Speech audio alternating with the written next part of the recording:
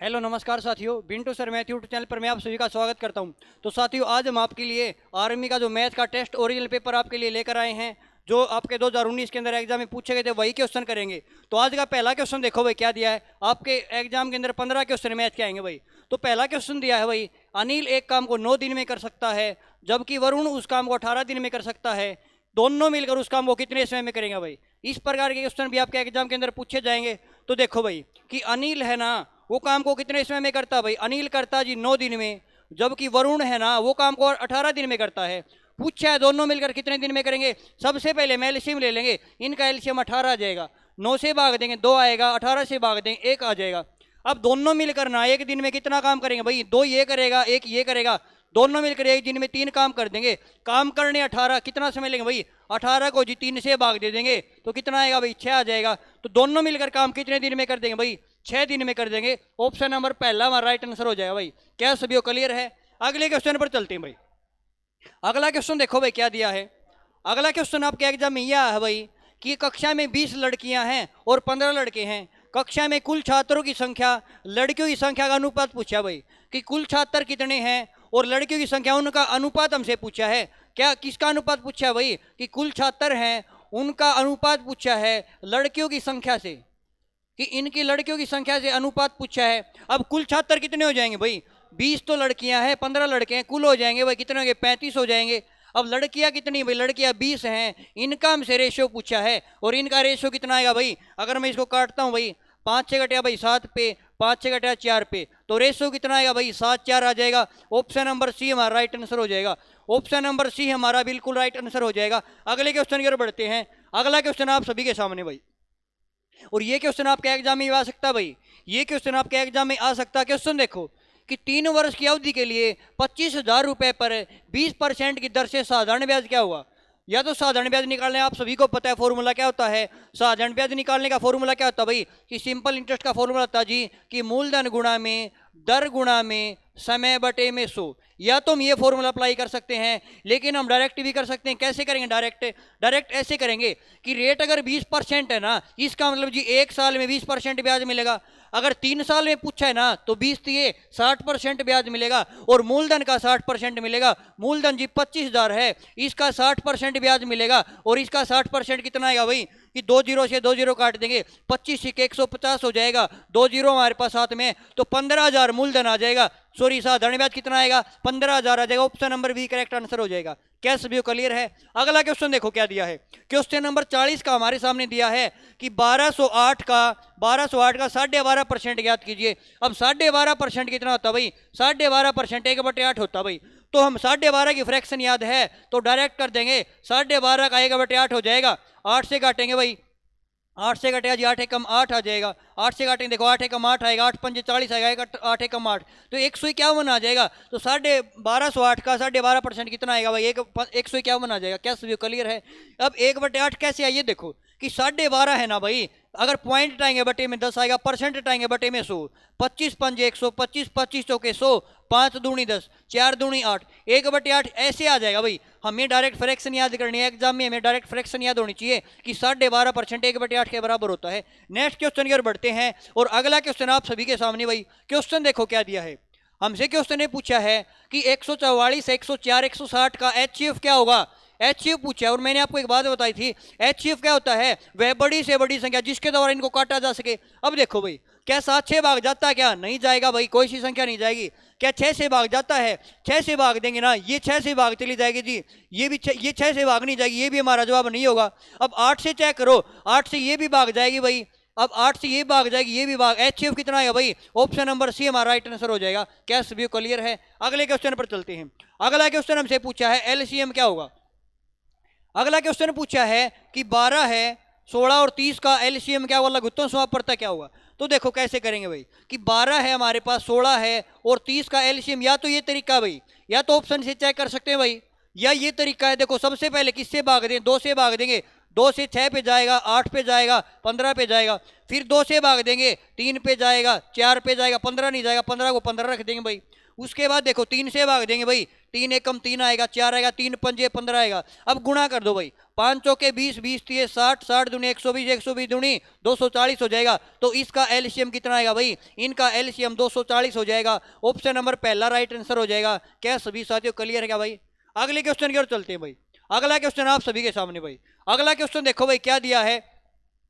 अगला क्वेश्चन हमें दिया है भाई कि हमें पूछा वर्गमूल क्या होगा और अगले क्वेश्चन में पूछा घनमूल क्या होगा। अब दोनों कॉन्सेप्ट हम यहीं पे क्लियर करेंगे। घनमूल जिसकी पावर कितनी 3 होती है, उसके वर्गमूल जिसकी पावर 2 होती है। अब पूछा है किसका वर्गमूल होगा, तो या तो ऑप्शन से करना बिल्कुल आसान है। कैसे चेक करेंगे? देखो, अगर 5 का स्क्वायर 25 होता है, इकाई अंक 5 आना चाहिए, यहाँ पे इकाई अंक कितना 9 है, इसका मतलब ये हमारा जवाब नहीं होगा। अगर 8 का स्क्वायर लास्ट में करें तो 4 आना चाहिए, यहाँ पे 9 है, ये भी हमारा जवाब नहीं होगा।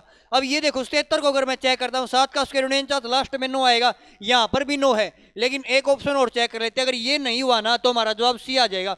अब 6 का स्क्वायर 36 होता है, इकाई अंक 6 आएगा, ये भी हमारा जवाब नहीं होगा। एक ही ऑप्शन बचा, तो ये 59 29 है ना, किसका स्क्वायर है भाई? ये जी 77 का स्क्वायर। किसका स्क्वायर भाई? 77 का। क्या सभी क्लियर है?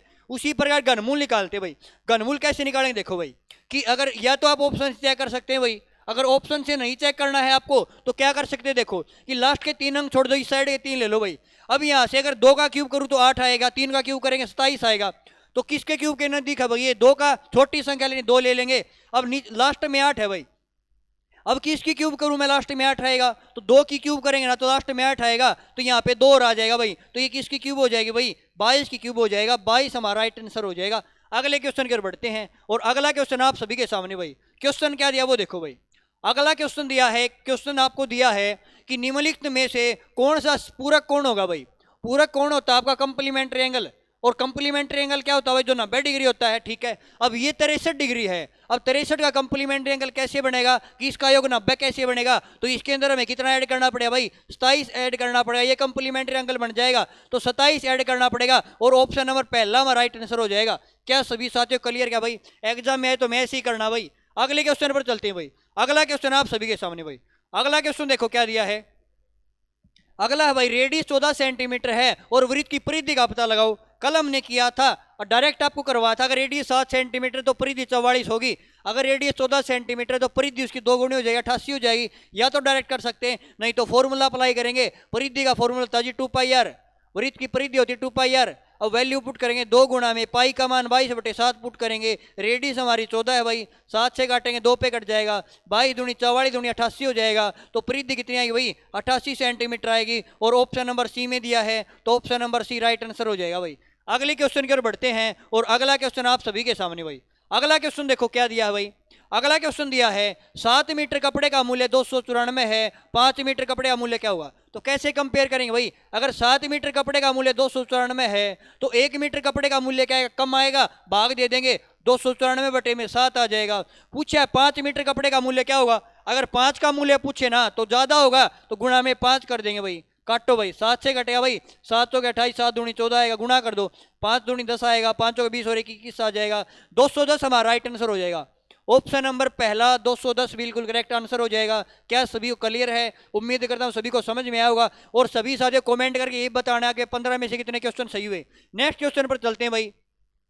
अगला क्वेश्चन आप सभी के सामने भाई, ये जबरदस्त क्वेश्चन है भाई। क्वेश्चन देखो क्या दिया है भाई। क्वेश्चन दिया है कि बंद बेलनाकार टंकी है जिसकी त्रिज्या 7 सेंटीमीटर है, ऊंचाई 3 मीटर है, धातु की चादर से बनाया गया है। तो धातु की कितनी चादर की आवश्यकता होगी भाई? अब जैसे इस प्रकार आपकी बेलनाकार टंकी है भाई, सिलेंड्रिकल टंकी है, अगर पूछे कितनी चादर की आवश्यकता होगी तो यहाँ पर हम टोटल सरफेस एरिया निकालेंगे। क्या निकालेंगे भाई? Total surface area. अब टोटल के अंदर क्या आएगा भाई? करव के अंदर तो ये आता है भाई, आपका करव सरफेस एरिया के अंदर तो इतना इतना ये आता है एरिया। लेकिन जब टोटल की बात करें तो इसके अंदर जो ये वृत्त हैं ये भी आ जाएंगे। तो टोटल सरफेस एरिया क्या हो जाएगा भाई?